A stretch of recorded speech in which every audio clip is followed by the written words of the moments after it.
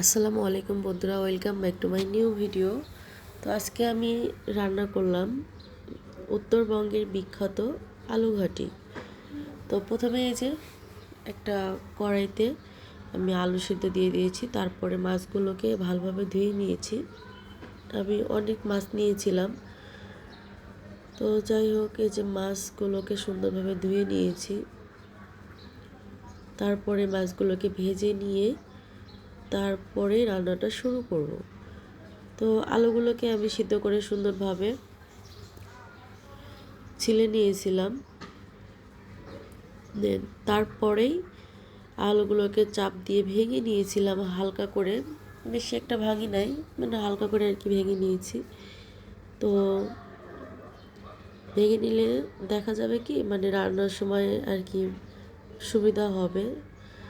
তো এই যে দেখেন, তারপরে পেঁয়াজ কুচি, তেজপাতা আর তেল তিনটাকে একসঙ্গে নেড়ে চেড়ে তার মধ্যে আদা বাটা, রসুন বাটা, জিরা বাটা আর সামান্য ওই যে মরিচের গুঁড়ো আর লবণ স্বাদ মতো দিয়ে নেড়ে চেড়ে হালকা একটু পানি দিয়েছিলাম, সামান্য পরিমাণে পানি দিয়েছি।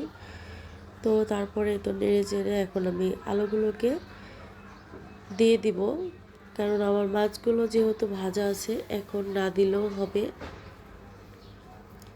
তো এই যে আলু দিয়ে আলুগুলোকে সুন্দরভাবে কষিয়ে নিয়ে তারপরে আমি ঝোল দিয়ে দিয়েছিলাম, মানে একটু পানি অ্যাড করেছি। তারপরে তো পলক যখন চলে আসছে তরকারিতে, তখন আমি মাছগুলোকে দিয়ে দিয়েছি।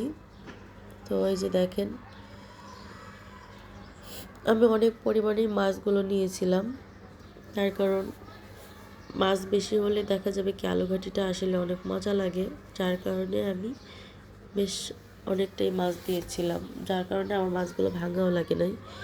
যদি মাছের পরিমাণ কম হয় সেই ক্ষেত্রে মাছগুলোকে ভেঙে দিতে হবে, তাহলেই আপনার আলু ঘাটির যে টেস্ট, ওই টেস্টটা আসবে। তো যাই হোক, সবশেষে সুস্বাদু করার জন্য আমি লাস্টে যে প্রসেসিংটা, একটা কড়াইতে পেঁয়াজ কুচি আর শুকনো লঙ্কা নিয়ে নিয়েছি। তো তারপরে একটু তেল দিয়ে সুন্দর করে ভাজনা করে আমি আলু ঘাটির উপরে দিয়ে দিব, তাহলে অনেক মজা লাগবে, একটা ফ্লেভার আসবে যেটা খেতে অনেক ভালো লাগবে, খেতে অনেক ভালো লাগবে। তো অবশ্যই আপনারা বাসায় এভাবে ট্রাই করবেন, নিজেরাও খাবেন, বাচ্চাদেরকেও দেখবেন, মানে আপনার আর খাও খাও বলা লাগতেছে না, এমনিতেই খাবে। তো যাই হোক, এই যে আমার রান্নাটা কমপ্লিট হয়ে গেছে। তো ভালো